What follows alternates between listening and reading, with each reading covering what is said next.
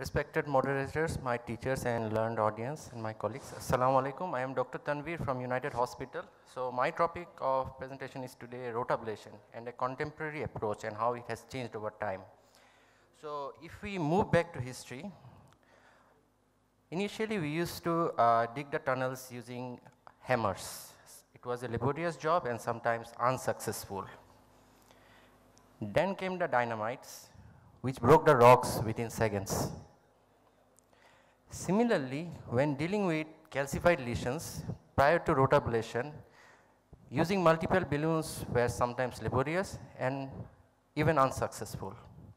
So, in case of calcified lesion at that time, not allowed, not covered, no way, and the cardiac surgeon used to say, CABG is the only choice. And we used to say, yes. Then came the dynamite of intervention, the rotablation, which broke the rocks or the calcium very easily. The concept has changed from the initial mode where it was more of a debulking device.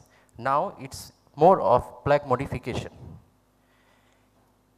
Before the advent of drug-eluting balloon, drug-eluting stents, the outcome were not that satisfactory due to restenosis. But after the evolution of drug-eluting balloons, the success rates are much more higher.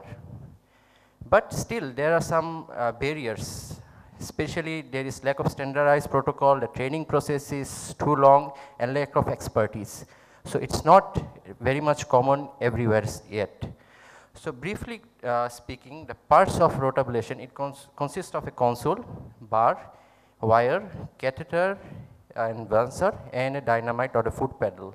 So rotablator, which you can see, there is a retracting position, advancer knob, the saline sets and the air compressor connectors, and there is a point in the proximal end for inserting the wire and bar. The rotabar, it's a diamond tip bar ranging from size 1.25 to 2.5. The console, it has got different parts. The most important is the speed meter or the speed display, which we generally prefer to keep around 135 to 180,000 revolutions per minute. And there is a air supply setup and a guide wire. There are two types of guide wire, the rotawire floppy and extra support wire. But we can use the PTCA wire and then exchange it using a micro catheter. And then there is a Dynaglide. So what are the common indications where we are going to use it? Calcified lesion, fibrotic lesion, non-crossable lesion and non-dilatable lesions, especially with stents or balloons. Contraindication or special precautions if there is thrombus in venous grafts, if there is dissection or the occlusion is not possible by a guide wire. Precautions where we should be careful. If there is low ejection fraction, lesion is long, angulated, and we generally prefer to keep pacemaker in case of RCA or dominant SARC. So what does the guidelines say? The 2011 ACC and AHA guideline, they recommended 2A for rotablation. Expert consensus, they said in case of severe calcification or after failed expansion, rotablation can be done. So again, what is severe calcification? There is no specific definition for specific severe calcification, but fluoroscopically if we see calcium on bilateral walls, or if we have got IVUS and it shows 270 degree of circumferential, preferably superficial layer of calcium. Like in this case where we can see a superficial rim of calcium and it's almost 360 degrees. So rotablation, it actually ablates the lesion and makes it into microparticles which goes into the circulation, which are smaller than RBC, and they are taken up by the reticuloendothelial system. The differential cutting is the concept like we use the shaving razor. It cuts the hard structures and it preserves the elastic or the smoother surfaces like the skin. Here in this case the arterial wall is preserved, whereas the harder calcium is ablated.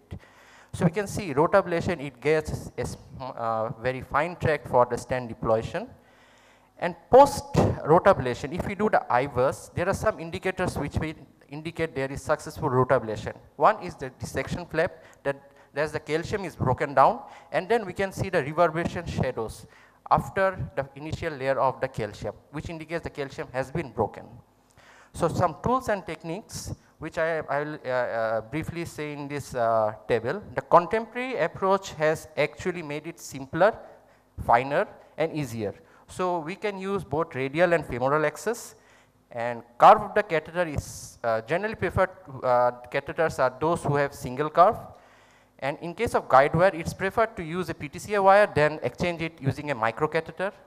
Bar size we generally start with lower size 1.25 to 1.5 having vessel ratio of 0.6, and we can stepwise increase it. And ablation speed is in the range of 135 to 180,000. Temporary pacemaker in case of RCA and dominant SARC definitely, but it can be avoided with smaller bar size and lower speed, and cocktail flush should be used. So this is a packing movement where we can see the final polishing and runs, and it's not free of complication. There are definitely some complication, like there is slow flow and no flow, there might be dissection, there might be bar entrapment, and there could be perforation. So this is a landmark trial which was presented in TCT 2018. It's an ongoing trial. The initial result which has been shared, which compared head-on comparison between scoring and cutting balloon in severe calcification and rotablation, where this showed that procedure in hospital complication were similar, but the success rate of rotablation was much higher. So the summary was elective rotablation is feasible, and both elective rotablation or balloon plus bailout rotablation can be done, and the access rate lumen loss in era of modern drug-eluting stent is no longer true in case of rotablation. So whether to use it as a first choice, definitely if it's severely calcified, rotablation should be taken as first choice, because if there is dissection or spiral dissection, rotablation cannot be performed further. So in severe calcification, why use so many balloons and effort when this clever lady can do this in much less effort?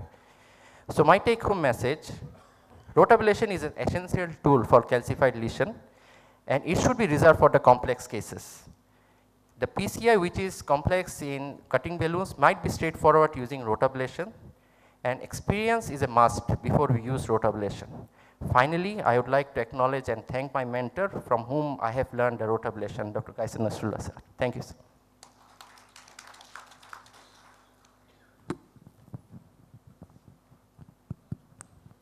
রোটাবলেশন তো বছর দশক আগে এটা তো absolute হয়ে গেছিল, এখন আবার রোটাবলেশন কেন আসলো মনে হলো তোমার? স্যার ড্রাগ এলুটিং স্ট্যান্ট আসার আগে যখন বেয়ার মেটাল স্ট্যান্ট ছিল তখন দেখা যাচ্ছে রোটাবলেশন করার পর রেট লুমেন লস এটা বেশি হতো in comparison two cutting or scoring balloon. But যখন ড্রাগ এলুটিং বেলুন আসে গেছে, ড্রাগ এলুটিং স্ট্যান্টস অ্যাভেলেবেল হয়ে গেল মার্কেটে, অ্যান্ড রোটাবলেশনের কিছু টেকনিক্যাল কনসেপ্ট একটু চেঞ্জ আসছে। ডিবাল্কিং থেকে প্লাগ মডিফায়ার, বার সাইজ ছোট করা হলো, রেজাল্টস দেখা যাচ্ছে রোটাবলেশনে কমপ্লিকেশন এবং সাকসেস রেট দুটোটাই বেটার। তোমার কি মনে হয় যেগুলো আমাদের কমপ্লিকেটেড কেস তুমি বললা, যেটা আমরা রোটাবলেশন যেটা চুজ করি কারণ এভরি চান্স অফ ডিসেকশন আছে, এখানে পারফোরেশনের সম্ভাবনা আছে, তো আমরা কমপ্লিকেটেড কেস বা সিটিও যেগুলো আছে বা হাইলি ক্যালসিফিক আছে, তো যেগুলো আমার লেফট মেইন বা এল relation, why don't you choose the bypass operation rather than rotablation? Sir, first the patient selection will be definitely on the type of lesion. We do the syntax score. If bypass is the first choice, definitely we will go for bypass. If bypass is not the first choice, then only we consider for PCI. Or if bypass is not possible in patients who are having high surgical risk, only in those cases we consider PCI. And when we consider PCI in lesions which have heavy calcification, in those cases rota is going to help, sir. Thank you. Next Thank you, sir. Excellent presentation.